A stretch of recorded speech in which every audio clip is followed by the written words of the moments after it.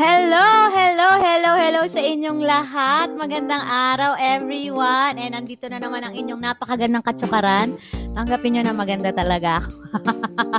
Para bigyan kayo ng isang masayang araw ng tsikahan at kwentuhan. At syempre, importante ang mabigyan kayo ng inspirasyon at mga tips sa buhay na makakapag-uplift sa atin ngayong panahon ng pandemya. And ngayong araw na ito, grabe ha, itong guest natin ay isa sa mga pwede nating hangaan kung di nyo siya kilala at marami na ang humanga dito, hindi lang sa Pilipinas kundi sa buong mundo dahil sa napakahusay nito at ang kanyang power of positivity ay nagbigay ng maraming inspirasyon sa maraming tao. At ang pag-uusapan natin ngayong araw na ito ay ang tip for redemption. Ayan. So, palakpakan na natin, guys, ang ating guest for today, ang one-eyed wonder na si Mark Beltran! Hi, mga kakay! Hi! Hey! Hi! Wag mo naman ako imam. Oh, sige. Okay. Hi! Welcome to our show. How are you? Okay naman. Glad to be here. Nice to see you. Nice to be here also. Thank you for having me. Napaka-malumanay naman. Napaka-soft-spoken naman ni Mark. Alam mo, kinabahan ako kasi nga nalaman ko yung story mo na you went to different countries in Europe and ganyan. So, nakinabahan ako. Baka mamaya nosebleed. Alam mo yun? Baka hindi kayanin ng English ko yung mga conversation natin. And Mark, I'm so happy to meet you here in our show. And I'm so surprised and I'm so amazed by your story. So, pwede mo ba kaming kwentuhan kahit ang dami nang nakakaalam? Can you tell us about what happened in your life and what made you realize that you are one special superhuman? Actually, never thought of myself na special human. Pero, really, parang maraming hardships na nadaanan. Pero one foot in front of the other lang. Sa una is parang, well, I'm a magician, so I do magic Yeah. shows for a living. Pero yung parang low-key lang, ang craft ko is parang street performing. So parang wala naman masyadong ganun sa ating bansa. Parang nakakita kasi ako ng street performers sa Australia. And na-feel ko na gusto kong gawin rin yun. Tapos with the talents I had. And at the time, it's magic. So I was following my dreams siguro mga 6 years. Mga 6 years ko nang ginagawa siya. Pero one day, I was in one of the tours that I usually do every year. Na-atake ako sa Dublin, Ireland. And I lost this eye. And a bottle, yung bottle na crash sa face ko. Tapos, I was bleeding everywhere. At saka, yung glass pumasok sa aking mata. At, yun, wala na ako ng mata. At ngayon, ganito na siya. Actually, ano bang date niyan? September 7, September 9, 2016 siya nangyari. So, 4 years na since that day. And now I'm okay naman. But it was really a journey to get here to this time and space. And the thing is, parang kala mo parang okay na, pero paminsan ano talaga yung buhay gives you curveballs. At ayun na nga, may pandemic naman ngayon at hindi na naman makatrabaho. So, ang joke ko nga is parang every 4 years mukhang masamang year. Parang World Oh Cup my lang yung gosh. masamang year. Oo. So Mark, are you grateful that that losing your eye has become a blessing for you?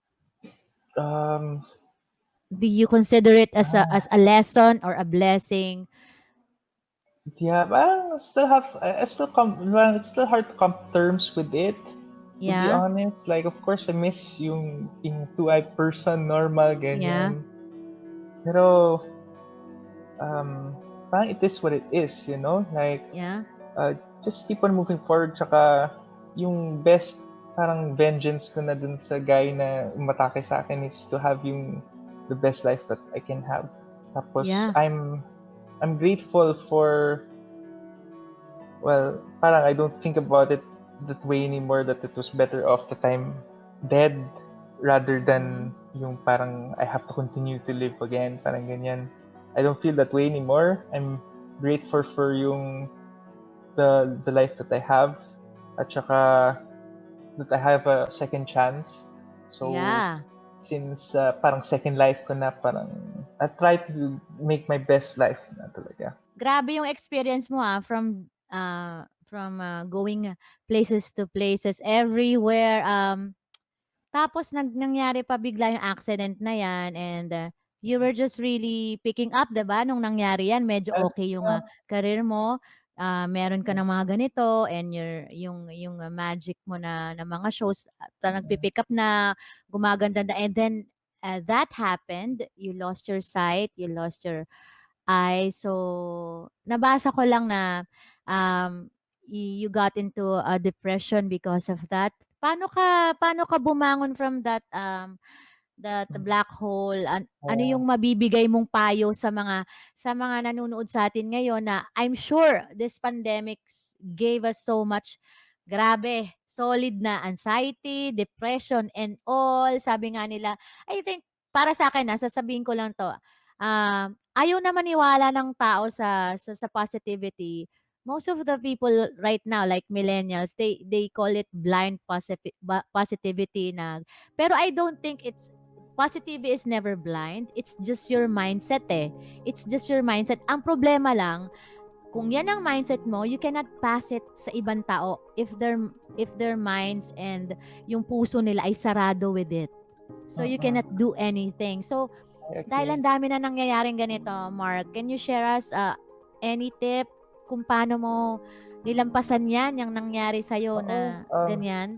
to give a little bit of context, it got so bad na kasi nandun ako sa hospital for 11 days, ganyan. Mm. Tapos sinabi sa akin parang, hindi na masasalba yung mata mo. For the first few days kasi parang sabi nila na, oh, maybe merong way na you get your eye back, parang ganyan. So, as like positive kasi um, yung positivity din kasi nasa personality din yun eh. Yes. So just have to say na, I have to admit na I'm a positive person. Tapos I always see like yung the good side of things.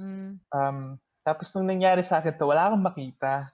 Wala akong Oo, makitang wala akong literal. makitang positive. Oo, oo, literal na, at Tsaka saka figurative na wala kang makita. wala akong makita. And that really wrecked me. Parang sabi niya, "Oh, wala, hindi ka na makakita diyan sa eye na 'yan." Tapos ang isa pa nun is I was the weakest I've ever been, na parang grabe, from I was an independent performer, tapos I was seeing things, I was doing what I want, I had talents to do what I wanted, to Mm. biglang di man lang ako maka-cross ng road, or parang tumutuloy yung tubig 'pag pino-pour ko sa glass kasi hindi ko siya makita, wala akong depth perception, ganyan. Mm. Sobrang sobrang hina ko nun. So that really got to me. Um, and to the point where yung feeling ko is it was better off to parang sana namatay na lang ako kaysa Mm. Mm. kaysa to live as an incomplete person, parang ganyan. Mm. Gano'n ka-heavy yung aking na-feel dun sa Mm. days na yun. Um, and then since I thought of yung ganyang thought pattern, hindi na Mm. nawala, parang nandun pa rin siya, ah, Mm. for a really long time. Ang payo ko lang is, parang to not give up.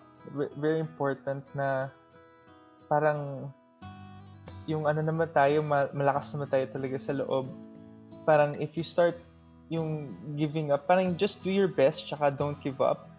Kasi Mm. if you give up, parang cycle na siya. Parang, ayoko na, bahala na 'to. Oo, Parang you go oo. down na spiral na talaga. Pero for me, parang I was like, wala, since I'm so weak, I have to do something about it. Um, I took my life in my own hands, tapos marami akong ginawang na hardship rin na to rehabilitate yung eye Oo. ko. And then, sinabi rin sa akin ng isa kong teacher sa magic, Mark, you have to make yung mga biggest weaknesses mo, you have to make it into your biggest strength. Yes. So I grabbed onto that, and I thought what could be possible. I mean, yung lifestyle ko, yung magic, it's about proving na impossible things are made possible. So what is possible with being like a one-eyed person or a disabled person or a blind person? Ano pang kaya mo gawin? Parang ganyan. Na-obsess ako sa ganun. And because of that, nagpursige ako, tsaka nag-training all the time. I still am actually, like always, like training until na medyo mas nasanay ako, tapos actually capitalized on yung weaknesses. I have like t-shirts like this, Oo. or I wear yung eye patches, parang ganyan. And it's nakakagulat siya kasi parang it builds yung character, it differentiates you from people. So bigla nagkakaroon siya ng positive, little by little, while you miss yung the good old days when I had two eyes, parang ganun. Parang it's not so bad naman. Parang tapos ngayon, since parang I think it's like an 85 to 90% mental battle. Kasi Yes. at the time when I was depressed, I was thinking, shit, paano ba yan? Parang I'm gonna be baldadod my whole life, hindi ko na Oo. magagawa ng ang weak ko, parang wala akong magawa. Parang helplessness ang na-feel ko. Oo. Yun ang so parang mental siya, mental state. Pero ang katotohanan niyan is parang um where you put yung attention mo tsaka time, that's what grows naman eh. So after that, when I put my time and attention to myself, to healing the wound, to healing the mind, to training the body, yun, parang kaya naman pala. At every time, one step in front of the other lang, consistency. It's not always great. Like I said, parang marami talaga siyang hardships. But you get to the point where parang kaya naman yung mga hardships. Kaya naman talagang Kinaya parang mo over and eh. over. Kinaya Kaya mo naman. naman. Kaya naman. Kaya naman. Mas matigas tayo kaysa dun sa mga nangyayari na ganyan. Parang that's what I believe. I remember nabasa ko, the guy who hit you sa face is Mm. he's a juvenile prisoner. He was Nakulong. 16 when it Oh my happened eh. God, sobrang Oo. bata. So ano yun? Ano yung bata medyo may awang-awang sa utak ganon. Alam mo Sobrang ano yung lang yan. yun talaga yung dami kong tanong eh. Parang Grabe yung no? main tanong is, bakit Marami na sinong pala siyang gagawa ng nabiktima. ganun? Yeah, marami siyang Marami nabiktima na. no? Oo. Oh my Mm. God. Parang pagpunta ko dun, parang finlay ako nung parang movie nga eh. Parang finlay ako nung Ireland government sa papunta Oo. sa Dublin. Tapos Oo. pinick up ako ng dalawang parang yung version nila ng FBI, parang guard eye. Oo. Parang may bodyguard ako ganyan. Tapos Oh pumunta kami my sa korte. God. Akala ko nandun siya para sa akin lang. Yun pala, 9 other women yung in-attack niya. Parang yung ginagawa niya is kukuha siya ng kitchen knife tapos lalagay niya dito sa likod. Give me your purse, gaganon siya. Kung hindi binigay, kukunin niya by the neck, ibababa niyo sa ground, tapos punch, kick, grab the purse, then run. He did this 9 other times at in the span of 3 months, ganyan. Oh my God. Pero yung 9 times na yun, Ate Kaka, is yun yung nahuli, di ba? At saka ako yung 10th victim, hindi mo alam kung yun lang yung ginawa niya. So, para siyang hindi mo maintindihan na sino bang gagawa ng gano'n. Parang, hindi mo maintindihan, wala siyang logic, wala siyang yun ang Was pinakamalaking question dati talaga. was he may family naman siya? Meron siyang Parang family parang na feeling ko may hiniling na talaga siya. There's something wrong with him mentally, I think. Sa tingin ko, hindi siguro naalagaan and ikaw yung pang-10 na victim and yeah, that was the time when nahuli siya. That was the time. It's nahuli siya, because of but you. yeah, because of me, nahuli siya, tapos pinuntahan ko siya, pero it took 2.5 years Oh to my put God. him in prison. Prison kasi Yeah, juvenile. Bata yeah, pa. and that's a whole journey in itself also, tsaka hardships din. Parang kasi hindi mo talaga maintindihan eh. Parang bakit pa nangyari sa akin itong ganito, 'di ba? Did Mm. you ever get the chance to see him in person, like Yes, face in to the face? court, yung court, So yeah. what did you feel? Anong anong reaction mo nung nakita mo siya? Parang gusto mong patayin, ang gusto Hindi mong rin eh, saktan? hindi Ako rin eh. siguro gigigil ako siguro 'no, 'pag Hindi ako. hindi hindi rin eh. By the time it was 2.5 years nung nakita ko siya, nagkita kami. Okey. Tapos parang I'm not an angry person, that's another thing. So, parang nung nakita ko siya, gusto ko talagang maintindihan kung ano ba nangyari. Alam mo yun, parang ano bang konteksto nung pag-ano niya, pag-atake niya sa akin. Bakit Oo, bakit ba sino bang gagawa ng gano'ng gano'n.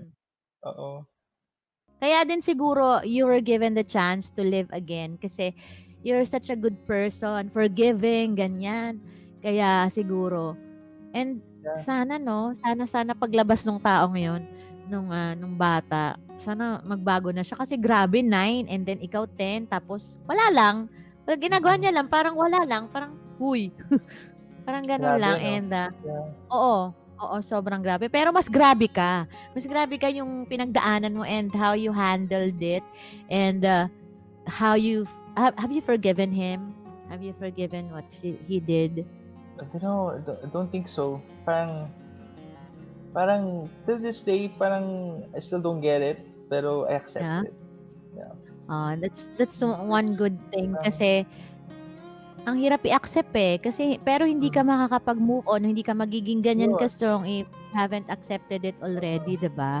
pero So, hindi ko ang siya ganda. fino-forgive parang hindi yun tama.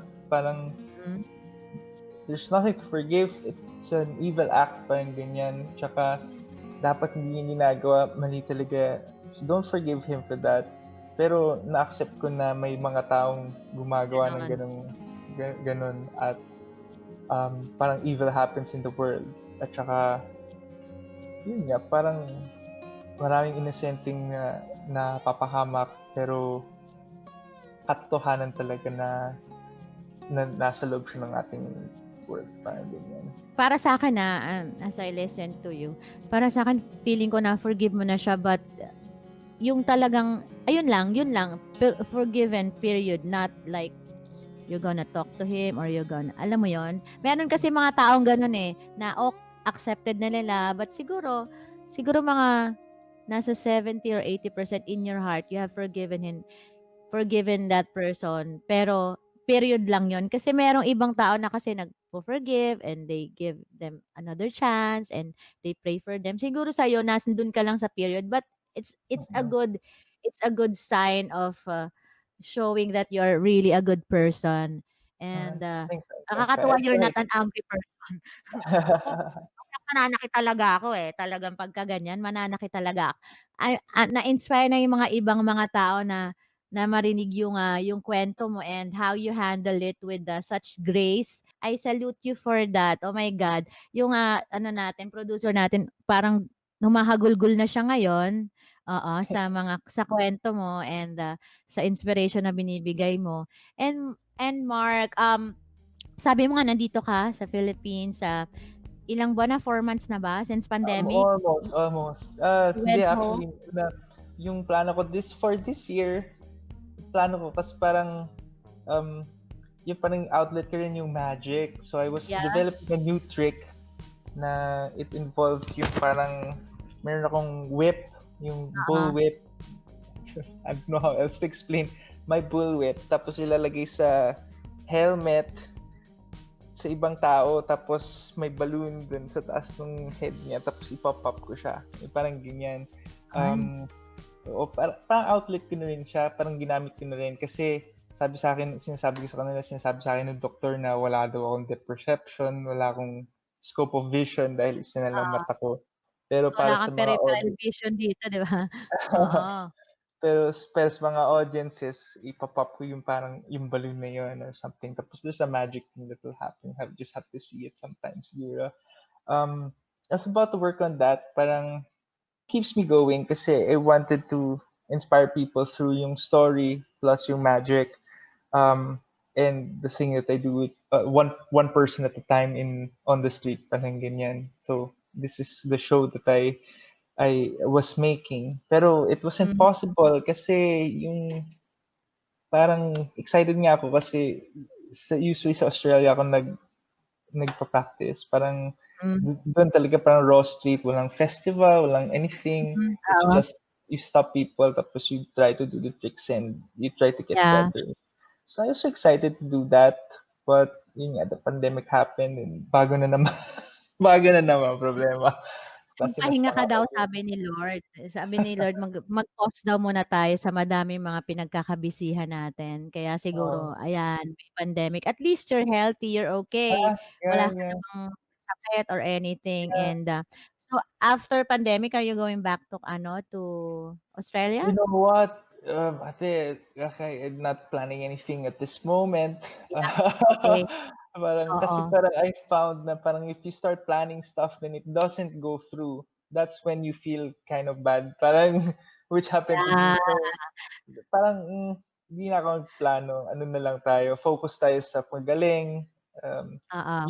yung the way that I keep at it, parang how I cope with yung pandemic is, yun nga kasi, um, yun nga 10 years na akong wala sa Pilipinas ng ganitong time. Tapos Oo. usually when I come to Philippines, to spend lang for vacation 2 to 3 months in a year, ganyan. So that's the past 10 years. But now, I get to spend time with yung family, my mom and dad, who are Yeah. both parang medyo sickly.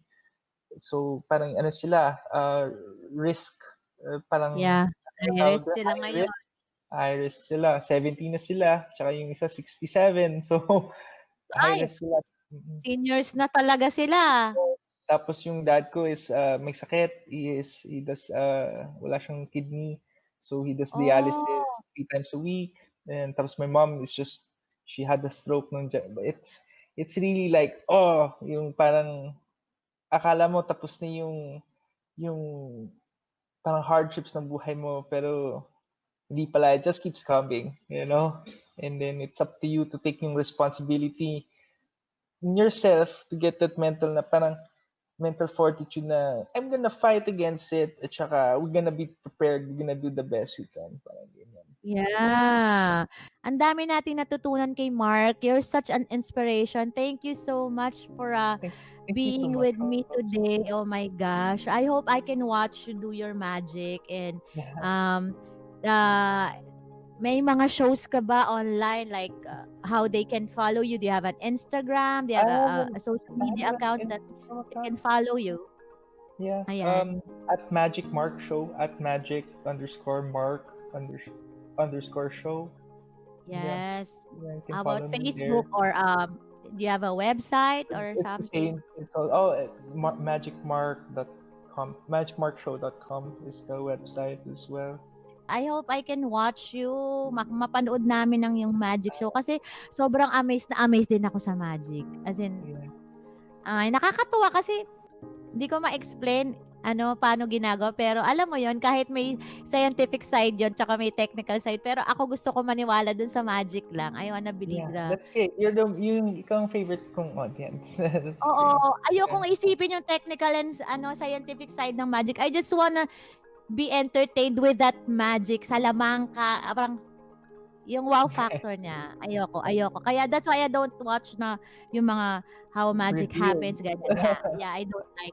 Gusto ko lang yung gusto ko yon, yan, yung magic na yon. Kasi para saan pa yun kung di mo, di ba? If you won't believe in that, para saan pa yung mga magician, yung mga nagbibigay ng ganito. So, thank you so Yeah. much for your life that you shared to us today. And I hope your family stays healthy. And Thank I hope you. your dad gets well and your mom gets well.